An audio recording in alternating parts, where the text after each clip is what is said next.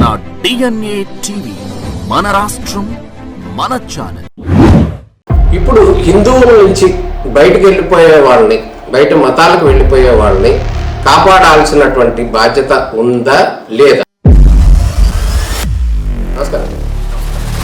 22A endowment ల్యాండ్కి సంబంధించి కొన్ని రకాల అపోహలు ఉన్నాయి. దేవస్థానానికి సర్వే నెంబర్ 1/1 కేటాయించు, ఇంకొంత private survey number 2, survey number 3 అలా కేటాయించు. ఇప్పుడు దేవాదాయ ధర్మాదాయ శాఖలో ఎవరైతే థర్డ్ గ్రేడ్ వాళ్ళు లేకపోతే వీళ్ళు ఉన్నారో ఈ పోస్టులన్నీ కూడా లోకల్ వాళ్ళు కాకుండా తెలంగాణ వాళ్ళతో ఫిల్ చేశారు అనేటటువంటి ఆరోపణలు కూడా మీ మీద వస్తుంది. దానికి ఏం చెప్తారు? తెలంగాణ వాళ్ళు కాదు, ఇప్పుడు మొన్న పెద్ద వివాదం జరిగింది సార్ ఆంధ్రప్రదేశ్లో. ఇక్కడ పర్టికులర్గా నేను మీతో మాట్లాడేది రఘురామకృష్ణరాజుకు సంబంధించిన ఆకువీటిలో ఉన్న ఒక టెంపుల్. ఆ టెంపుల్లో రామాలయం ఉంది కాబట్టి మేము రామాలయం కడతామని చెప్పి ఆయన వెళ్ళి అదంతా ఏర్పాట్లు చేశారు. దానికి సంబంధించిన నిర్మాణానికి ముందుకెళ్ళారు. అటెండి జరిగిన సందర్భంలో కూడా దేవాదాయ శాఖ ఈ టెంపుల్ మాది అనేటటువంటి అనౌన్స్మెంట్ ఎందుకు చేయలేదు సార్? ఇటువంటి వివాదాలు ఎందుకు కారణం అవుతుంది అనుకోవచ్చు. నేను డిసిప్లినరీ అథారిటీ అయినప్పటికీ కూడా నువ్వు తప్పు చేసావు, నేను చేసేస్తున్నానని ఆర్డర్ ఇవ్వడానికి లేదో చెల్లుబాటు కాదు.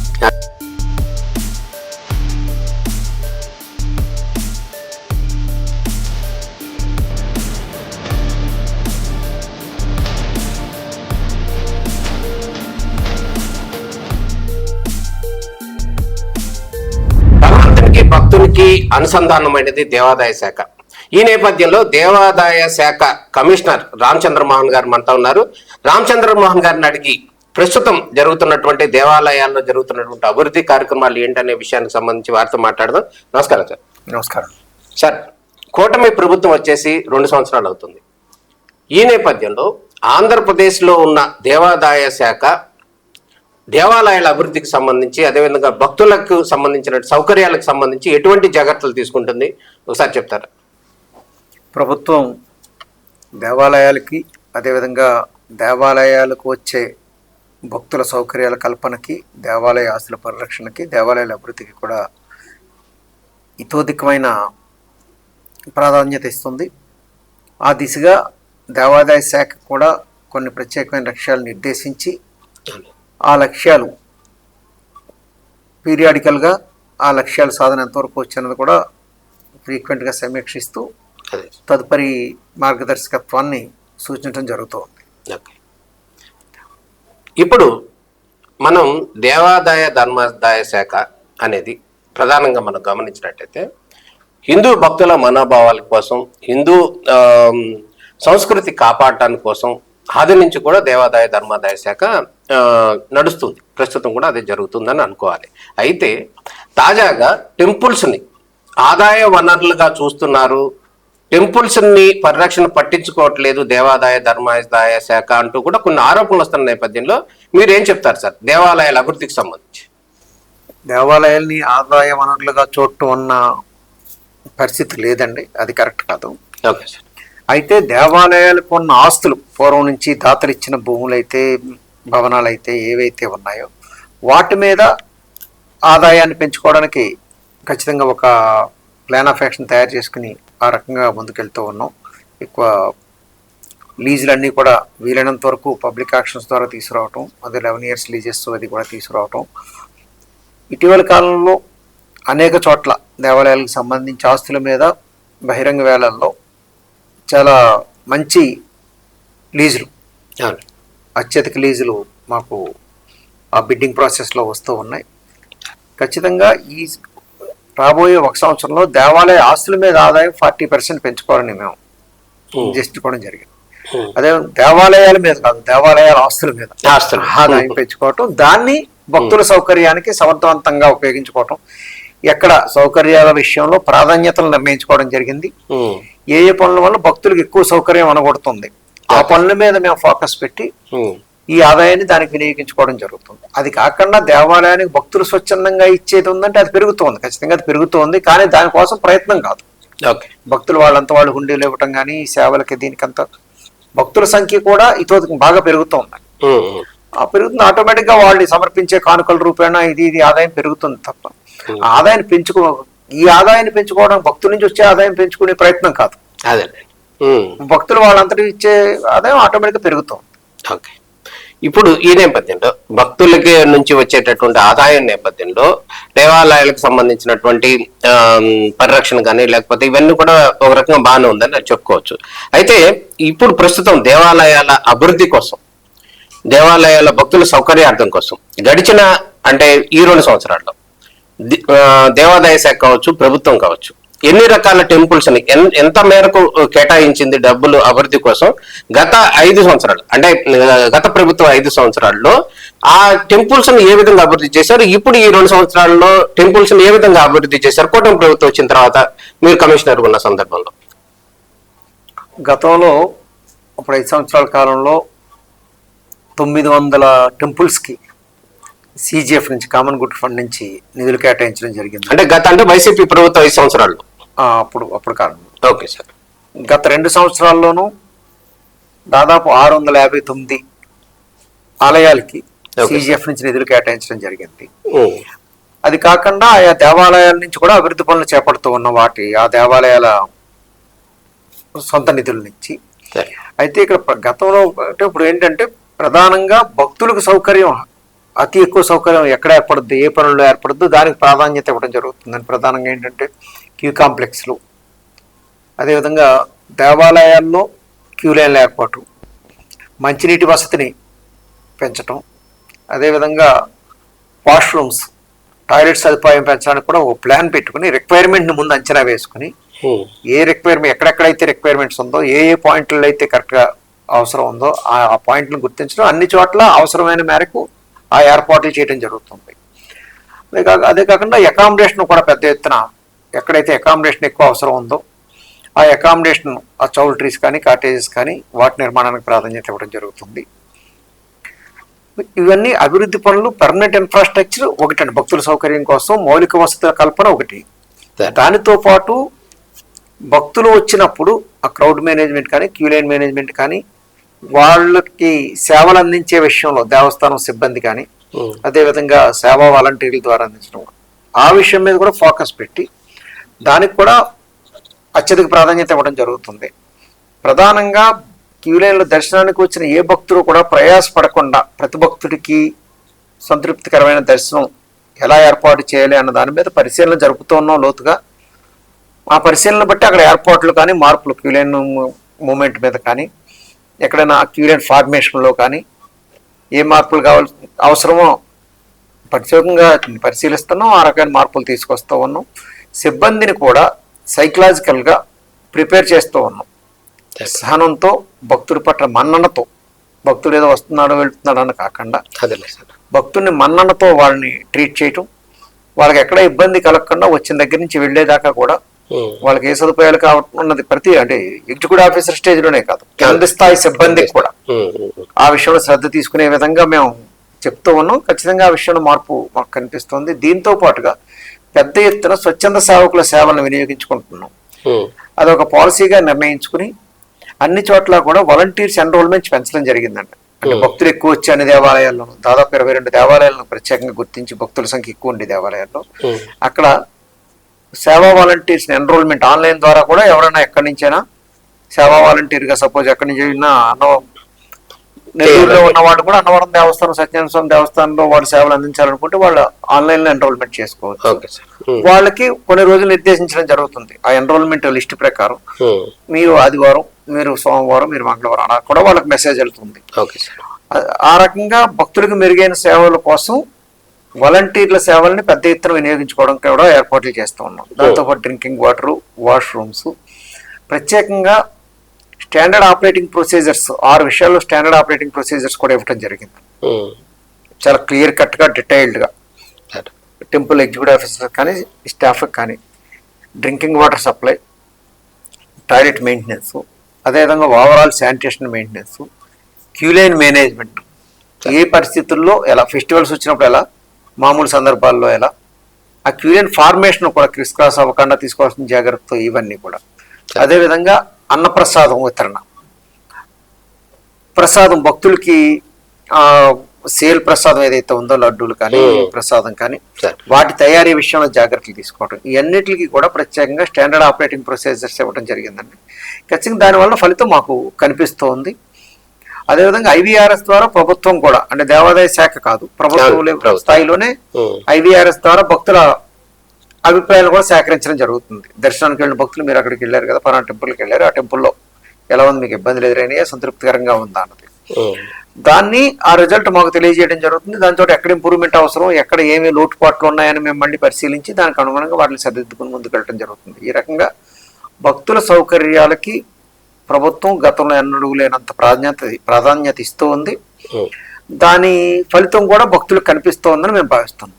ఓకే, ఇప్పుడు ప్రధానంగా కనుక మనం గమనించినట్టయితే దేవాదాయ ధర్మాదాయ శాఖకు సంబంధించి ఇప్పటి వరకు ఎన్ని లక్షల ఎకరాలు మన ప్రభుత్వానికి, అదే మన ఎండోమెంట్ కి సంబంధించినటువంటి ఆస్తులు ఉన్నాయి అని మనం అనుకోవచ్చు సార్?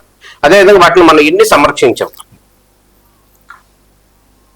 మొత్తం రాష్ట్ర వ్యాప్తంగా ఉన్న ప్రతి జిల్లాలోనూ ప్రతి దేవస్థానానికి దేవస్థానం పేరుతో మండల వైజ్, విలేజ్ వైజ్గా ఏ ఆస్తులు ఉన్నాయో మొత్తం జాబితాని పకడ్బందీగా తయారు చేయడం జరిగింది. దాని ప్రకారం 4,54,000 ఎకరాలు భూములు ఉన్నాయి రాష్ట్ర వ్యాప్తంగా. వాటన్నిటినీ కూడా ప్రత్యేకంగా పర్ఫార్మా, డిజిటల్ పర్ఫార్మా అనే ఇచ్చి దాని ద్వారా అప్లోడ్ చేయించడం జరిగింది అందరినీ. అదేవిధంగా వాటన్నిటికీ కూడా చాలా వరకు వెబ్ ల్యాండ్ ఎంట్రీస్ జరిగిపోయినాయి దేవస్థానాలకు సంబంధించి. ఇంకా ఎక్కడైనా వెబ్ ల్యాండ్ ఎంట్రీస్ జరగవలసి వస్తే అది కూడా రెవెన్యూ డిపార్ట్మెంట్ తోటి కోఆర్డినేట్ చేసుకుంటూ అది ప్రోగ్రెస్ ముందుకు వెళ్తున్నాం. అన్ని దేవస్థాన భూములకు కూడా, వ్యవసాయ భూములు ఎక్కడైతే ఉన్నాయో అన్నీ కూడా వెబ్ ల్యాండ్లోకి తీసుకురావడానికి చర్యలు తీసుకోవడం జరుగుతుంది. అయితే దీంతో పాటు అనాథరైజ్డ్ సేల్స్ జరగకుండా section 22A1C registration act section 22A1C ప్రకారం ఆ జాబితాలో దేవాలయాల భూములన్నీ చేర్చడం జరిగింది. అయితే కొన్ని చోట సబ్ డివిజన్ పరంగా ఉన్న ఇబ్బందుల వలన అయితే, అది కాకుండా ఎనామ్ అబాలిషన్ చట్టం ప్రకారం హక్కుల విషయంలో 1956కు ముందు 1956 నాటికి దేవాలయాలకి ఎక్కడైతే హక్కు ఉందో ఎనాం పరంగా వాటి మీద దేవాలయాలకే హక్కులు చెందుతాయి. 56కు ముందు ఎనామ్ అబాలిషన్ యాక్ట్లో ఎనాం రిజంప్షన్ జరిగి, కానీ అదేవిధంగా ఎస్టేట్ అబాలిషన్ యాక్ట్ 1949లో వచ్చిందండి. ఆ ఎస్టేట్ అబాలిషన్ యాక్ట్ సెటిల్మెంట్లో అప్పుడు ఆ చట్టం నిబంధనల దృష్ట్యా ఎవరైతే సాగుదారులు ఉన్నారో వాళ్ళకి హక్కులు దక్కలపండి. అటువంటి భూములు కానీ వాటిని ప్రత్యేకంగా పరిశీలించి వాటి మీద హక్కులు చట్ట ప్రకారం హక్కులు ప్రైవేట్ వ్యక్తులకు దక్కలపడిన వాటిని అదే రకంగా గుర్తించి దాన్ని సరిదిద్దుకోవడం జరుగుతుంది. ఎక్కడైనా దేవాలయ భూములు 99% 22A1Cలో తీసుకురావడం జరిగింది. ఇంకా ఎక్కడైనా మిగిలిపోయినా కూడా నిరంతరం పర్యవేక్షిస్తున్నాం. అలాంటిది ఏదైనా మా దృష్టికి వస్తే అది కూడా 22A1Cలో నిషేధిత జాబితాలో చేర్చడం జరుగుతుంది. అది చేరుస్తారు సార్. ఇప్పుడు కొన్నిసార్లు 22A ఎండోమెంట్ ల్యాండ్కి సంబంధించి కొన్ని రకాల అపోహలు ఉన్నాయి. ఏదంటే ఇప్పుడు దేవాదాయ శాఖకు సంబంధించినట్టు భూమి 10 ఎకరాలు ఉందనుకోండి సార్, ఆ 10 ఎకరాలు పక్కన ఉన్నటువంటి ఇంకో 5 ఎకరాలు ఉంటుంది. అది కూడా ఒకే సర్వే నెంబర్ ఉండటం మూలంగా బై మిస్టేక్ అప్పుడున్న రెవెన్యూ సిబ్బంది కానీ ఈ రెండు కూడా ఎండోమెంట్ ల్యాండ్ లో కలిపేశారు గతం నుంచి కూడా. అంటే ఒకే సర్వే నెంబర్ ఉండటం బట్టి అవి కలిసిపోయింది. ఈ నేపథ్యంలో వాటికి సంబంధించినటువంటి కొంత రిలాక్సేషన్ ఇస్తుందని చెప్పి ప్రభుత్వం చెప్తుంది. 22Aలో సంబంధించి కొన్ని అంటే బై మిస్టేక్ ఏవైతే అందులో ఎంట్రీ అయినాయో వాటిని తీసేస్తామో తొలగిస్తాము. అదేవిధంగా ఎవరైతే జెన్యూన్ రైతులు ఉన్నారో వాళ్ళకి న్యాయం చేస్తామని చెప్తున్నారు. దీంట్లో కొంత రకరకాల కన్ఫ్యూజన్ ఉంది. ప్రభుత్వానికి చెప్పిన తర్వాత ప్రజల్లో కూడా కొంత రకరకాల అనుమానాలు ఉన్నాయి. ఈ నేపథ్యంలో వారు ఎటువంటి ల్యాండ్స్ కి సంబంధించినటువంటి క్లియరెన్స్ మన దేవాదాయ శాఖ ఇచ్చే అవకాశం ఉంది, ఎటువంటి ల్యాండ్స్ విషయంలో దేవాదాయ శాఖ ఎన్ఓసి ఇవ్వదు, అది కొంచెం క్లారిటీ ఇస్తారా సార్?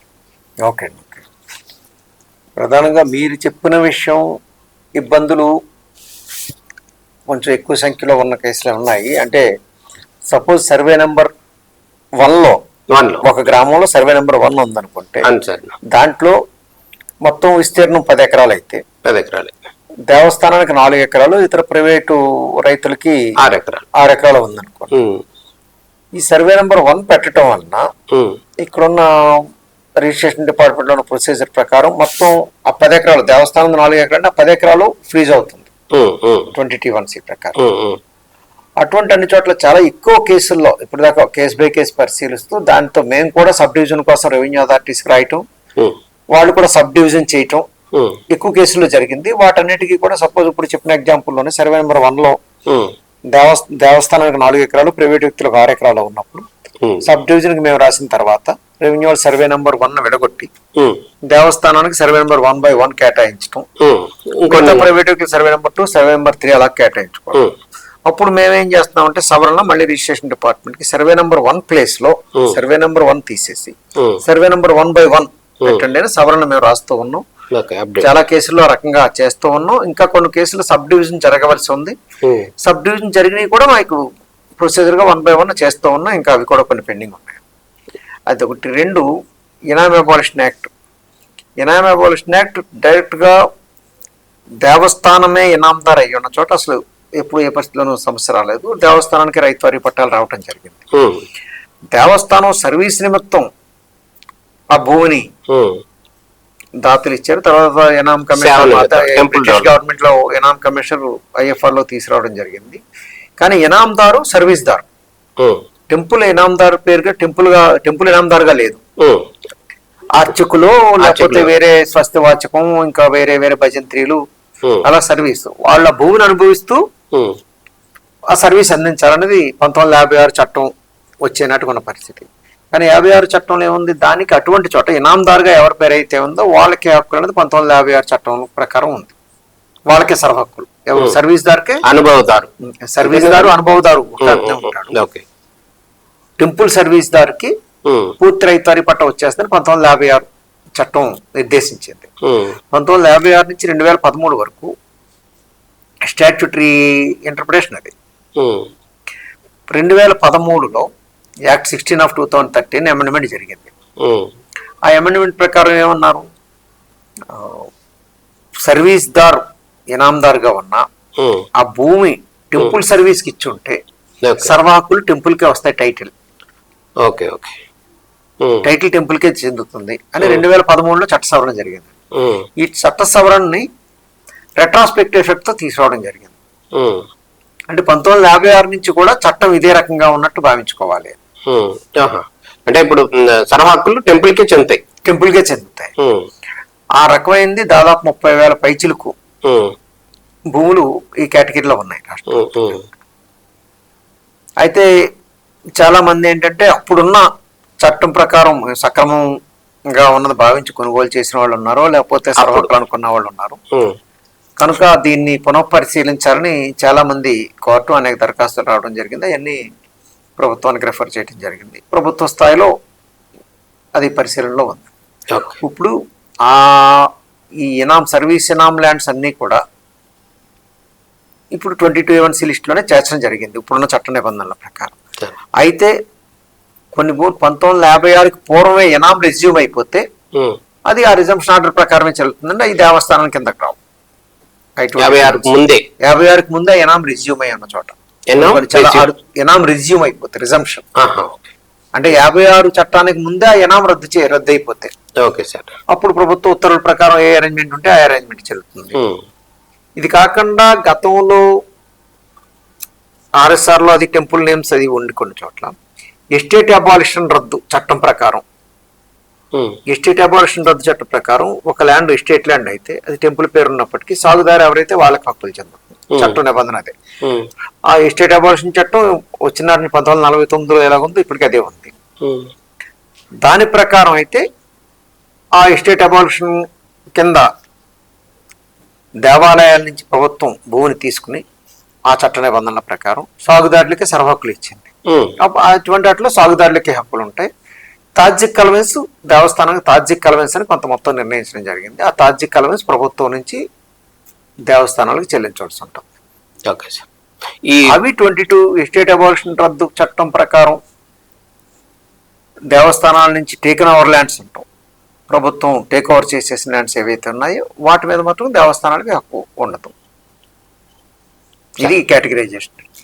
దీంట్లో ఇన్వాల్వ్ అయిన ఇష్యూస్ 22 ఇష్యూస్. Okay sir. ఇప్పుడు ఇంకొక విషయం సార్, ఇప్పుడు గతంలో దేవాదాసీలకి సంబంధించి కొన్ని ఎకరాలు భూమి వాళ్ళకి ఇచ్చేశారు. దేవదాసి వ్యవస్థకు సంబంధించి వాళ్ళందరూ కూడా ఇచ్చేశారు, దేవాలయాలకు సంబంధించి దాతలు ఇచ్చారు, మరి ఇచ్చేశారు. అయితే ఇప్పుడు లేటెస్ట్ గా దేవాదాయ శాఖ కూడా ఎవరైతే దేవదాసీలకు ఇచ్చారో ల్యాండ్, ఆ ల్యాండ్ ని మళ్ళీ వెనక్కి తీసుకునే ప్రయత్నం చేస్తుంది అంటున్నారు. ఆ ల్యాండ్ విషయంలో, దేవదాసీల ల్యాండ్ విషయంలో గతంలో ఇచ్చిన దాంట్లో ఇప్పుడు ఎండోమెంట్ డిపార్ట్మెంట్ ఎటువంటి యాక్షన్ తీసుకోబోతుంది సార్? ఇప్పుడు ఇందాక నేను చెప్పినట్టుగా దేవదాసి చట్టం, దేవదాసి వ్యవస్థ రద్దు చట్టం 1930s లో వచ్చిందండి బ్రిటిష్ గవర్నమెంట్ లో. ఆ చట్టం వచ్చిన తర్వాత దేవదాసీలకు సర్వీసు చేయటానికి లేదు, అది రద్దు చేశారు, దేవదాసి వ్యవస్థనే రద్దు చేశారు. వాళ్ళు ఆ సర్వీస్ చేస్తూ భూమిని అనుభవించే హక్కు, ఆ సర్వీస్ చేయటానికే లేదు, రద్దు అయింది కనుక ఆ భూముల్ని దేవదాసి సర్వీస్ ఎనామ్స్ భూముల్ని చాలా చోట్ల ఏంటంటే రెజ్యూమ్ అయిందండి. నేను చెప్పినట్టు ఎనామ్ అబాలిషన్ యాక్ట్ ప్రకారం 1980 ఎనామ్ అబాలిషన్ యాక్ట్ రాకముందే రిజంప్షన్ జరిగింది. ఆ ఎనామ్స్, ఆ ఎనామ్ని రద్దుపరచడం జరిగింది అప్పుడు జిల్లా కలెక్టర్స్ ఆర్డర్స్ ఇచ్చి. 1956 చట్టానికి ముందే రిజ్యూమ్ అయిన ఎనామ్స్ ఏవైతే ఉన్నాయో వాటి మీద ఇప్పుడు దేవస్థానాలకు హక్కు ఉండదు. అదేమన్నా పొరపాటు 22లో పెట్టినా అటువంటి తొలగించడం జరుగుతుంది. అలా రిజంప్షన్ అవ్వకపోతే మట్టుకి, రిజంప్షన్ అవ్వని ఎనామ్స్ ఏవైతే ఉన్నాయో 1956కి ముందు రిజంప్షన్ అవ్వని ఎనామ్స్ ఏవైతే ఉన్నాయో అది ఇప్పుడున్న చట్ట నిబంధనల ప్రకారం దేవస్థానాలకే చెందుతుందండి. వాటిని కూడా 22 పెట్టడం జరిగింది. అది ఎనామ్ రిజ్యూమ్ అయ్యిందా అవ్వలేదా అన్న దాని మీద బట్టి అక్కడ నిర్ణయం తీసుకోవడం జరుగుతుంది. ఎనామ్ రిజర్వేషన్ 1956కి ముందు రద్దు అయి ఉండాలి. ఓకే, అయితే మీరు చెప్తుంది నిజమే సార్. ఇప్పుడు ఎవరైతే దేవదాసీలకు సంబంధించిన వర్షం ఉందో అప్పటి వరకే ఆ వృత్తిలో ఉండి వారికి ఒక ఏదో ఇచ్చారు బెనిఫిట్ కింద, అయితే వాళ్ళ వారసులకి ఈ దీనికి సంబంధించినటువంటి భూమి మీద హక్కు లేదు అనటం అనే దాన్ని ఎట్లా అంటారు సార్? అదే అండి, అప్పుడు 1956 చట్టం రాకపోవడం పరిస్థితి వేరు. ఓకే, రాకపూర్వమే ఆ ఎనాం రద్దు అంటే వాళ్ళకి సర్వహక్కులు వస్తాయి. 56 తర్వాత రద్దయినవన్నింటినీ కూడా మళ్ళీ 2013లో వచ్చిన చట్ట సవరణ ఆ పరిస్థితిని మార్చేసింది.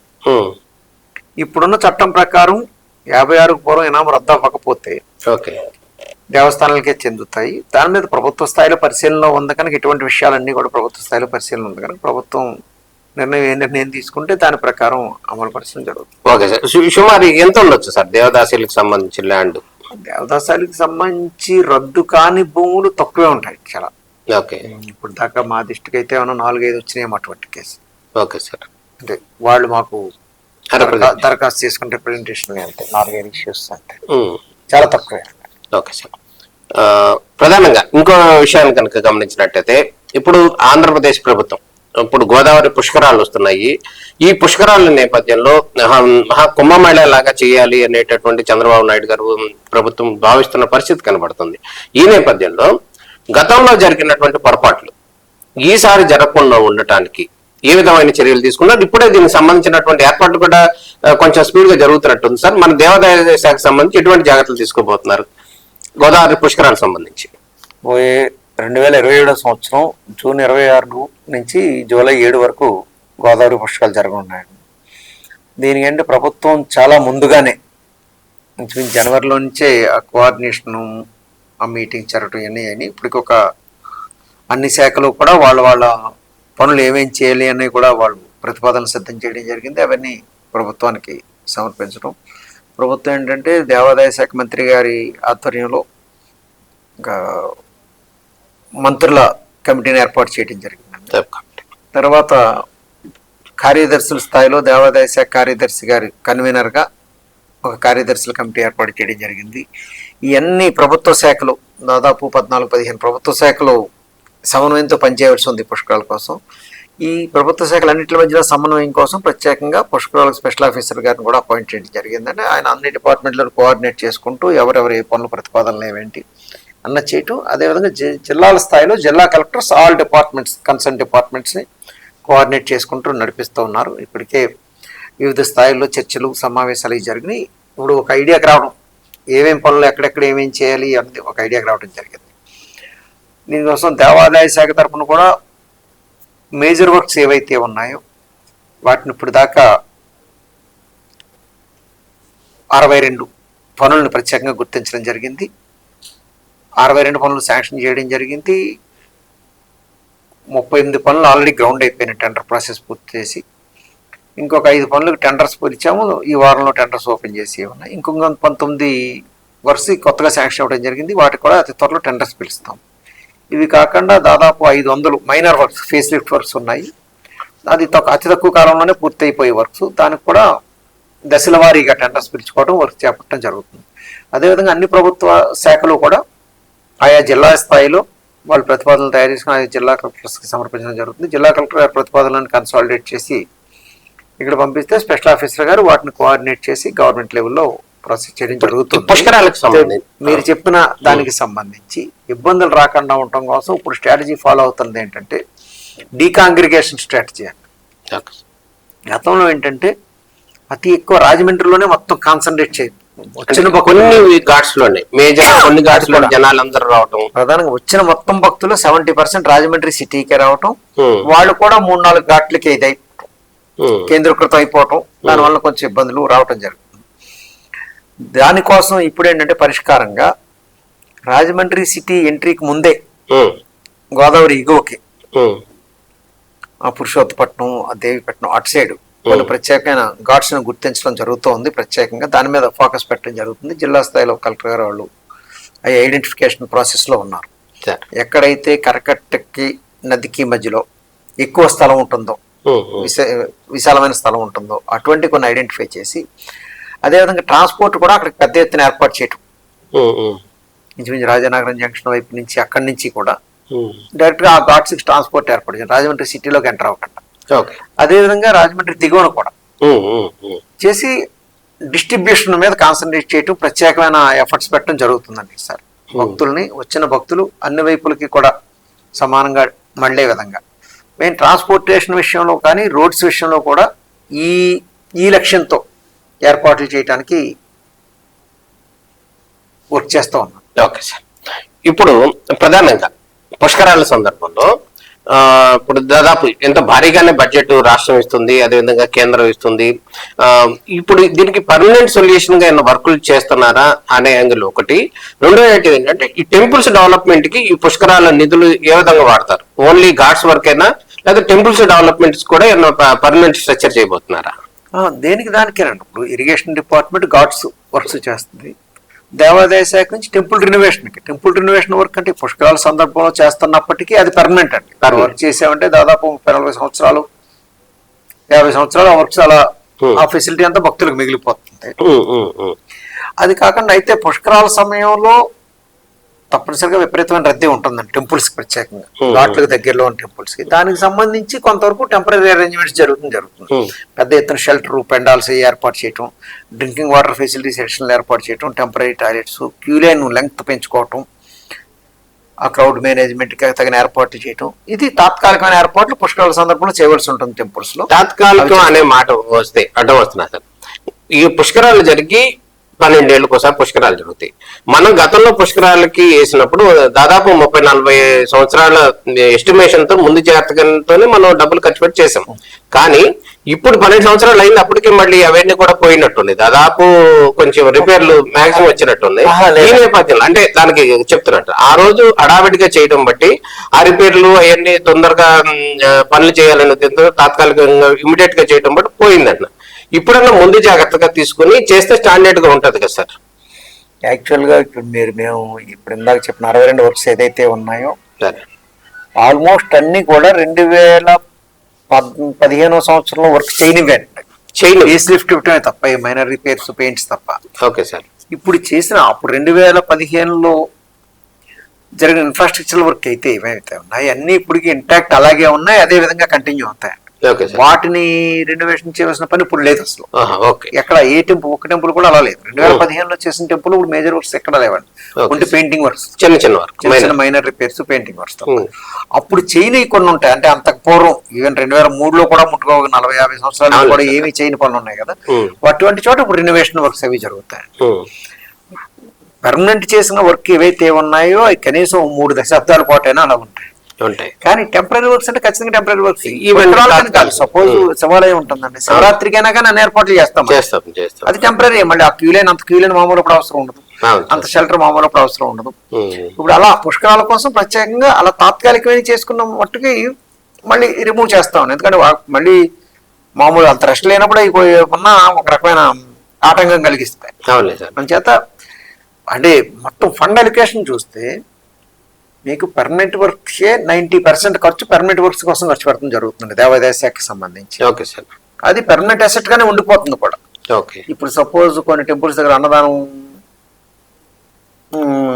హాల్స్ నిర్మాణం చేస్తున్నాం, కొన్ని చోట్ల రూములు నిర్మాణం చేస్తున్నాం, ఇంకో 40-50 సంవత్సరాల పాటు ఉపయోగపడతాయి. అవును సార్. ఇప్పుడు అప్పనపల్లిలో అన్నదానం ఇచ్చేసాము, కొన్ని చోట్ల రూములు కడుతున్నాము, మందపల్లిలో అన్నదానం ఇది కొండలేశ్వరం, రాజమండ్రిలో కొన్ని చౌల్ట్రీస్, పిఎంకే చౌల్ట్రీ, కోట్లింగాలు ఇవి ఉన్నాయంటే దాదాపు ఇప్పుడు చేసే పర్మనెంట్ వర్క్స్ ఏదైతే ఉన్నాయో ఇంకో కనీసం 40 సంవత్సరాల పాటు ఉపయోగపడతాయి. టెంపరీ వర్క్స్ అనేది అక్కడ ఉన్న క్రౌడ్ రష్ పెరుగుతారు కనుక తాత్కాలికంగా 10-15 రోజుల కోసం కొన్ని ఏర్పాట్లు చేయవలసి ఉంటుంది. ఇప్పుడు ఆంధ్రప్రదేశ్లో పంచారామాల టెంపుల్స్ ఉన్నాయి. ఈ పంచారామాల టెంపుల్స్ కి సంబంధించి అనేక వివాదాలు ఉన్నాయి, కొన్ని సమస్యలు ఉన్నాయి. ఈ సమస్యల పరిష్కారానికి కమిషనర్ గా మీకు పూర్తిగా అవగాహన ఉంది. వాటిని ఎటువంటి పరిష్కారం మీరు సూచన చేస్తారు?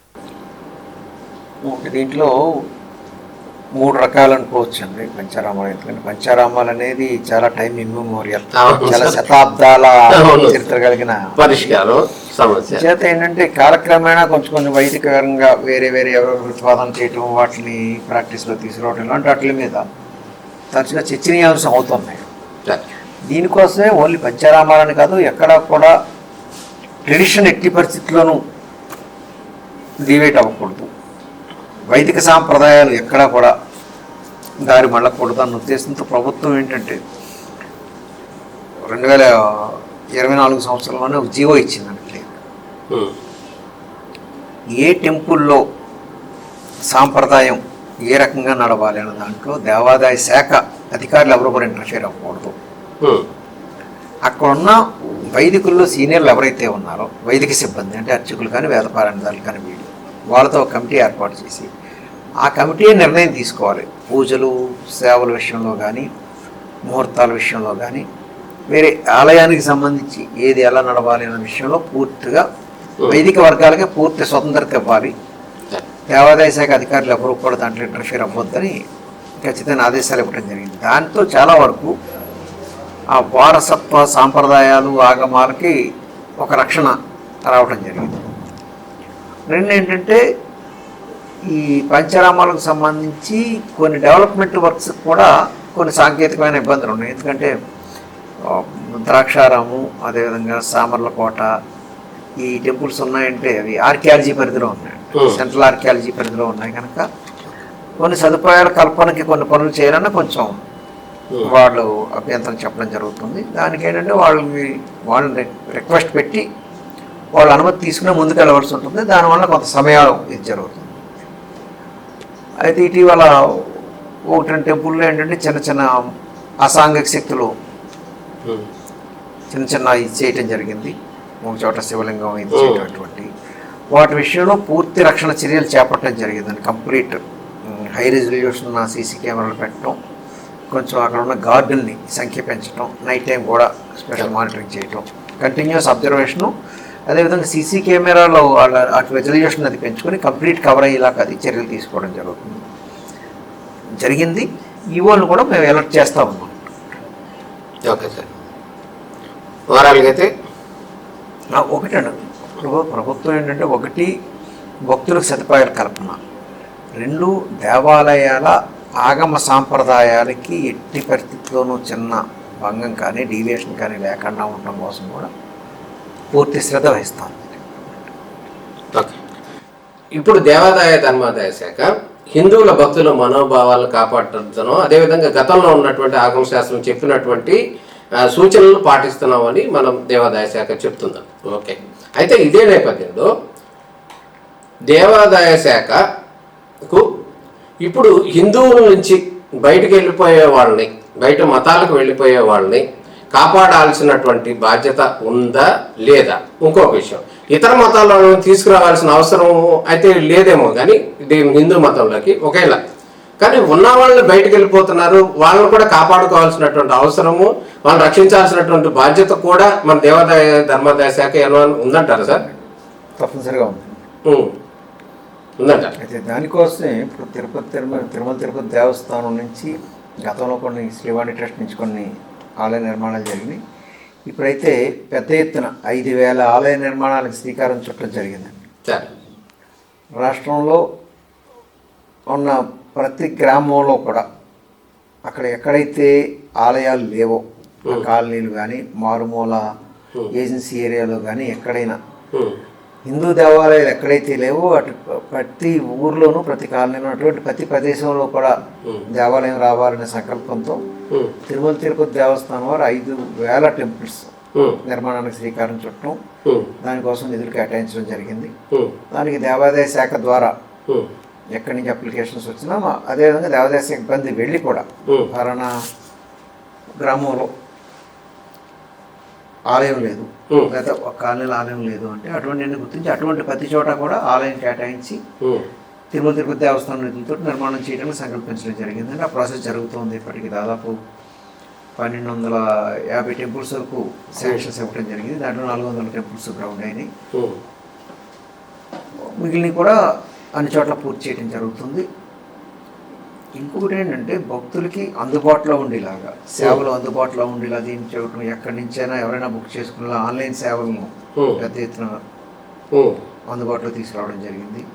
వాట్సాప్ మన మిత్రుల ద్వారా కానీ ఈ రకంగా కానీ.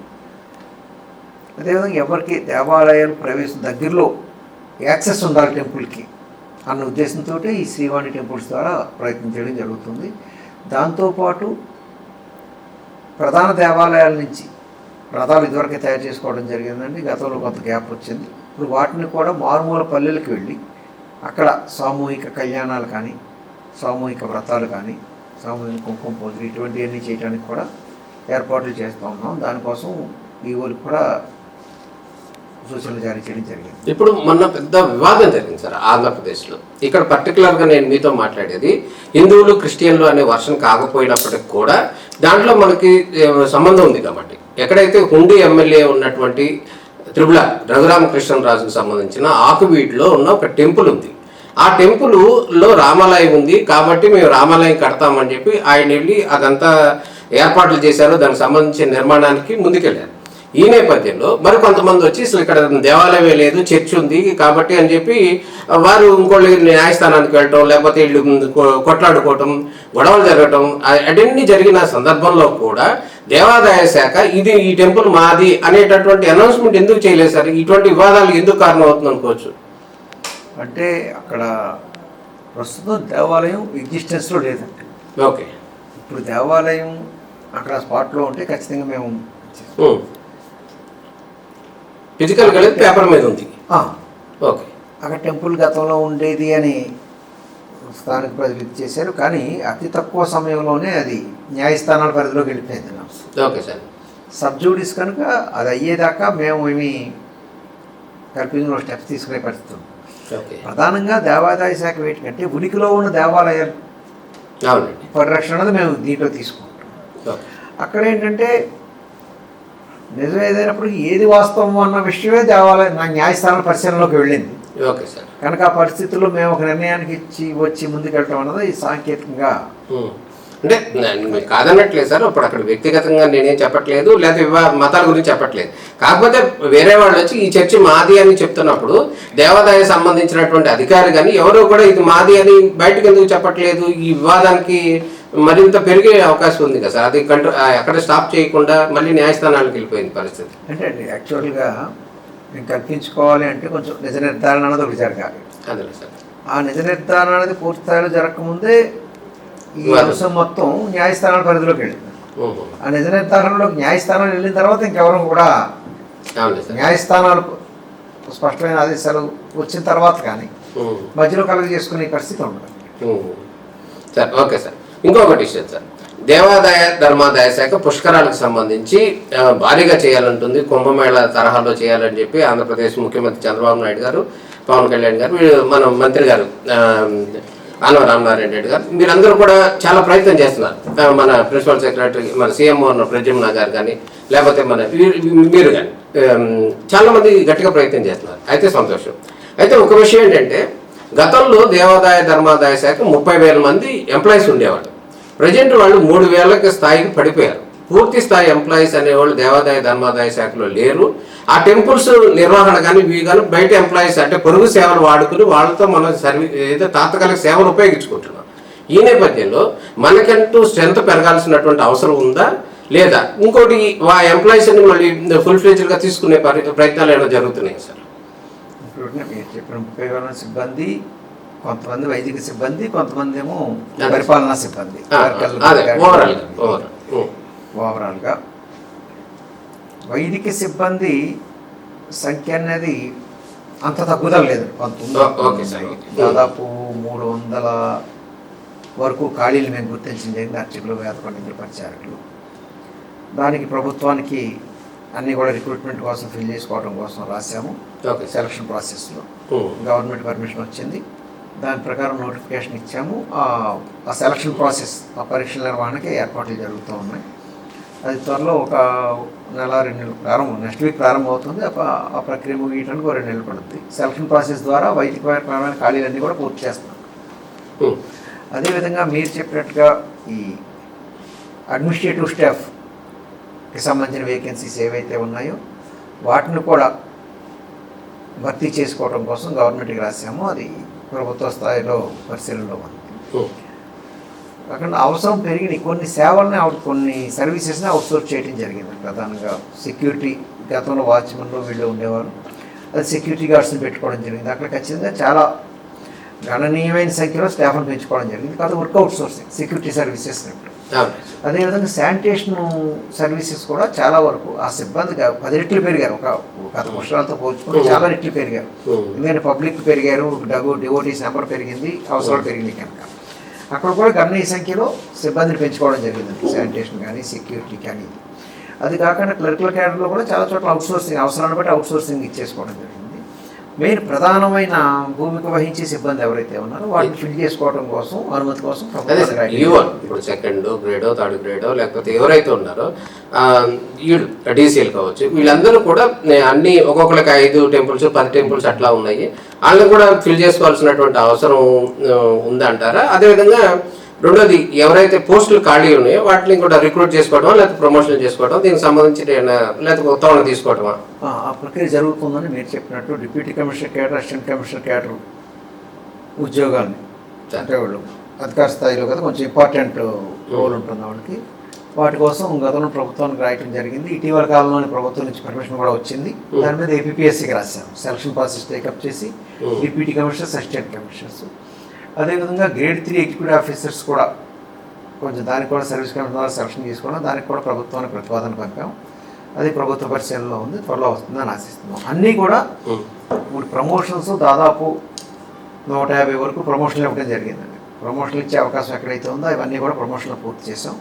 జాయింట్ కమిషనర్ ప్రమోషన్ ద్వారా ఫిల్ చేస్తున్నట్టుంది. దానికి కూడా ప్రాసెస్ సీనియర్ లిస్ట్ ఫైనలైజేషన్ జరుగుతుంది. ఒక 2 monthsలో అది కూడా పూర్తవుతుందని, ఆ ప్రక్రియ పూర్తవుతుందని ఆశిస్తూ ఉన్నాం. జాయింట్ కమిషనర్ పోస్టులు, డిప్యూటీ కమిషనర్స్, అసిస్టెంట్ కమిషనర్స్కి సర్వీస్ కమిషన్ ద్వారా సెలెక్ట్ చేయమని ఆల్రెడీ రాయటం జరిగింది. అది ప్రాసెస్ త్వరలో ప్రారంభమవుతుంది.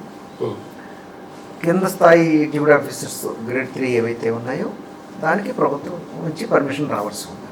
కాకపోతే ఒకటి అన్నీ కూడా ఈదర్ పర్మనెంట్ నేచర్ ఉన్న జాబ్స్ అన్నీ కూడా రిక్రూట్మెంట్ ద్వారా లేదా ప్రమోషన్ ద్వారా ఫిల్ చేయడం జరుగుతుంది. కానీ కొన్ని ప్రత్యేక నిర్ణయాత్మకంగా వ్యవహరించవలసిన పని లేదు. మామూలుగా మిగతా చోట్ల అనేది అవుట్సోర్సింగ్ ద్వారా వినియోగించుకోవడం జరుగుతుంది. ఓకే సార్, ఇంకొక చిన్నది, మన లేటెస్ట్గా వచ్చినటువంటి వర్షన్ ఏంటంటే, ఇప్పుడు దేవాదాయ ధర్మాదాయ శాఖలో ఎవరైతే 3rd గ్రేడ్ వాళ్ళు లేకపోతే వీళ్ళు ఉన్నారో ఈ పోస్టులు అన్నీ కూడా లోకల్ వాళ్ళు కాకుండా తెలంగాణ వాళ్ళతో ఫిల్ చేశారు అనేటటువంటి ఆరోపణ కూడా మీ మీద వస్తుంది. దానికి ఏం చెప్తారు సార్? అంటే 888 జీవోకి దానికి వైలేషన్ అని చెప్తున్నారు. దాన్ని ఎట్లా అంటారు సార్? వాళ్ళు తెలంగాణ వాళ్ళు కాదు యాక్చువల్గా. విషయం ఏంటంటే ఇక్కడ నేటివిటీ ఉన్నవాళ్ళు, లోకల్ వాళ్ళు, ఇక్కడ పుట్టిన వాళ్ళు, ఇక్కడ చదువుకున్న వాళ్ళు, తర్వాత వాళ్ళ పేరెంట్స్ అక్కడ జాబ్ చేస్తే వెళ్ళి మొత్తం మీద వెళ్ళారు, అక్కడ ఉద్యోగాలు సంపాదించుకుంటే మీకు తెలిసే ఉంటుంది. గిర్గాని కమిషన్ రిపోర్ట్ ఒకటి జరిగిందండి. ఇప్పుడు తెలంగాణ విభజన రావడానికి ముందే ఫస్ట్ ఇక్కడ ఆంధ్రప్రదేశ్ నుంచి తెలంగాణ ప్రాంతం అవునండి. అప్పుడు 6 పాయింట్ ఫార్ములా ప్రకారం వాళ్ళకి ఉండటానికి వీలు లేదు. అనే వాదన వస్తే దాని మీద గిర్గ్లాని కమిషన్ వేశారు. గిర్గ్లాని కమిషన్ ఒక కొన్ని రికమెండేషన్స్ ఇచ్చింది. ఆ గిర్గ్లాని కమిషన్ ప్రకారం వాళ్ళు ఇక్కడికి వచ్చేసారండి అక్కడి నుంచి. ఓకే. ఆవేళ 6 పాయింట్ ఫార్ములా అమల్లో భాగంగా ఇక్కడికి వచ్చారు. వాళ్ళు ఎందుకని అక్కడి నుంచి వాళ్ళని ఎందుకు పంపారు? వాళ్ళు అక్కడ స్థానికులు కాదు, ఇక్కడ స్థానికులు. స్థానికత్వం వివాదానికి వాళ్ళు ఇక్కడికి పంపారు. కానీ అలా వచ్చినప్పుడు ఏం చేయాలంటే అప్పుడు వీళ్ళు వచ్చినప్పుడు ఇక్కడ అకామిడేట్ చేసి అప్పుడున్న సీనియర్స్ అందరికంటే కింద పెట్టాలన్నాడు. సీనియారిటీలో కిందకు వచ్చేస్తారు. కిందకు వచ్చారా సార్? అంటే మరి ఇక్కడ ఉన్న వాళ్ళకి ఇబ్బంది ఏంటి మరి? ఎందుకు ఆ వర్షన్ చెప్తున్నారు? ఇప్పుడు వాళ్ళు అనేది ఏంటంటే వాళ్ళు ఇక్కడికి వస్తే మా సీనియారిటీ పోతే కదా, వాళ్ళు మా కింద పెట్టాలి కదా, అట్లా కాకుండా మరి వీళ్ళకి వేరే రకం ఇస్తున్నారు అనేది ఆరోపణ. వాళ్ళు అక్కడ 1995లో ఉద్యోగం జాయిన్ అయ్యారు. ఓకే. వాళ్ళని ఇక్కడికి పంపించారు. 6 పాయింట్ ఫార్ములా అమల్లో భాగంగా వాళ్ళని ఇక్కడ పంపించారు. తప్పనిసరిగా వాళ్ళని ఇక్కడ పంపించారు. Okay sir.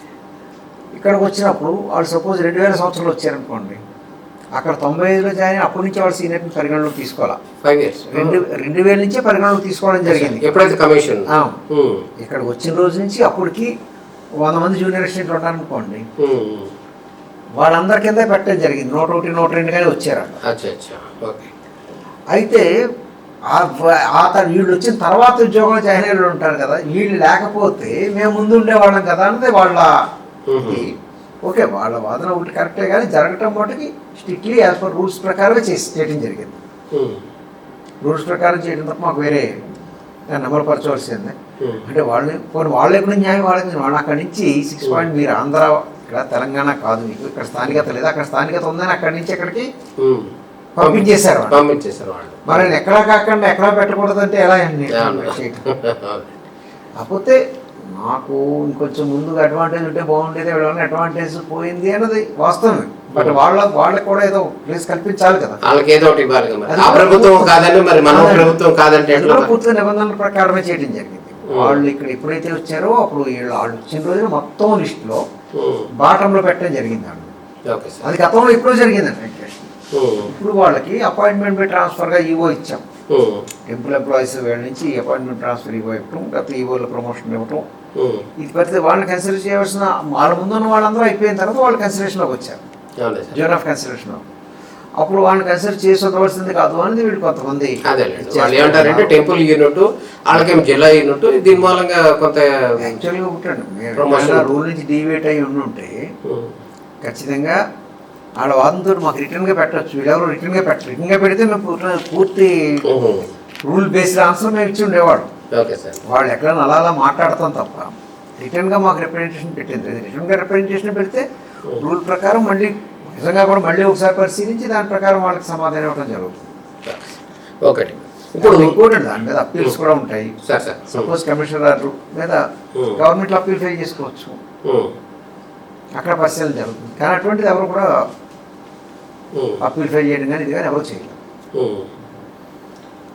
ఇప్పుడు టెంపుల్స్కి సంబంధించి టెంపుల్స్లో కొంతమంది ఆరోపణలు ఎదుర్కొంటున్నారు. టెంపుల్ దేవాదాయ సంబంధించినటువంటి డబ్బులు ఏవైతే ఉన్నాయో వాళ్ళు మిస్యూజ్ చేసేసారు, దుర్వినియోగం చేశారు, వాళ్ళ మీద కేసులు కూడా ఉన్నాయి.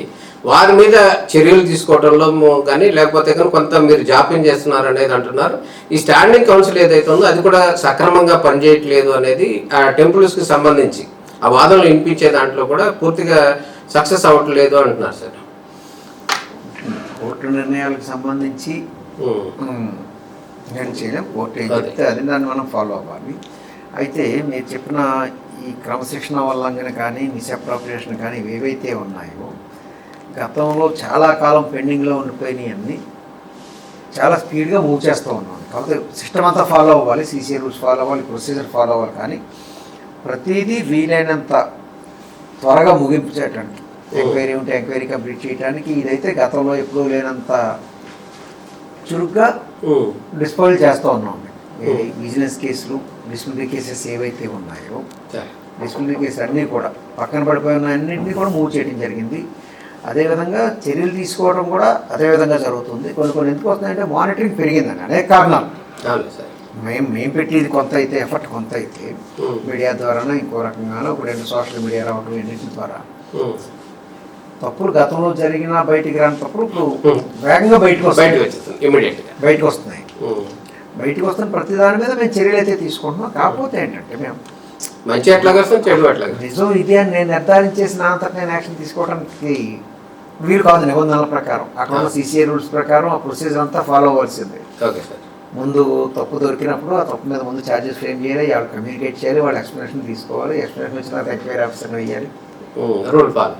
అంటే కనుక నేను డిసిప్లినరీ అథారిటీ అయినప్పటికీ కూడా నువ్వు తప్పు చేసావు నేను చేసేస్తున్నాను అని ఆర్డర్ ఇవ్వడానికి లేదో చెల్లుబాటు కాదు.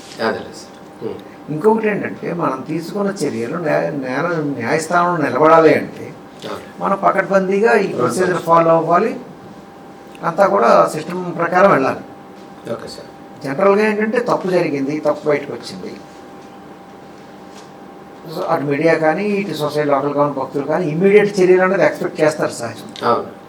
కానీ ఆ చర్య నిలబడాలి అంటే ప్రొసీజర్ అంతా ఫాలో అయి చేయాలి. కానీ ఒకటి ఏది కూడా పక్కన పెట్టకుండా ప్రొసీజర్ ప్రకారం ముందుకెళ్తూనే ఉన్నాం. అన్ని గతంలో కొన్నాళ్ళ పక్కన ఉండిపోయినాయి కూడా అన్నిటికీ తీసి కల్పించడం జరిగింది. కొన్ని నేను పేరు చెప్పడం కానీ కొన్ని గతంలో కొన్ని పెద్ద తప్పులు చేసి అలా ఉండిపోయే చర్యలు లేని వాళ్ళ మీద కూడా మళ్ళీ అవన్నీ తీసి చర్యలు తీసుకోవడం జరిగింది.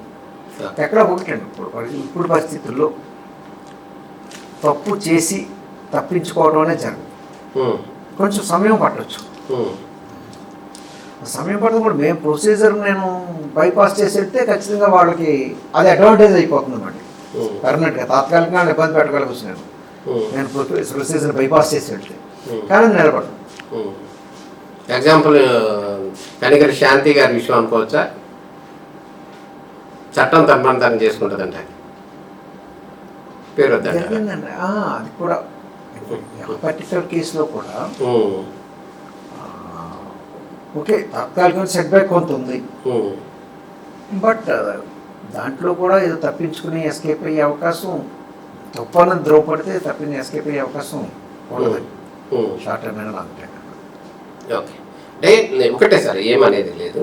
హిందువులు భక్తులకి మనోభావాలను దెబ్బతీసి, అంటే ఇప్పుడు భక్తులందరూ కూడా దేవుడు దేవుడు అని చెప్పి అక్కడ నుంచి వచ్చే 10 రూపాయల కారుకి ఏదో వేస్తారు, ఎంతో కొంత శ్రమ వచ్చి ఈ డబ్బుల్ని మిస్యూజ్ చేసిన వాళ్ళని మనం చర్యలు తీసుకోకపోవడం అనే దాని మీదే ఒక చిన్న అబ్జెక్షన్ వస్తుంది సార్. మీరు అన్నమాట ఇంకోటి చెప్పగలను నేను సార్. ఇప్పుడు నేను చేపట్టిన చర్యలు ఏవైతే ఉన్నాయో సార్ వీటి ఫలితం తొందరలోనే కనిపిస్తుందని నేను కూడా ఆశిస్తున్నాను. Okay sir.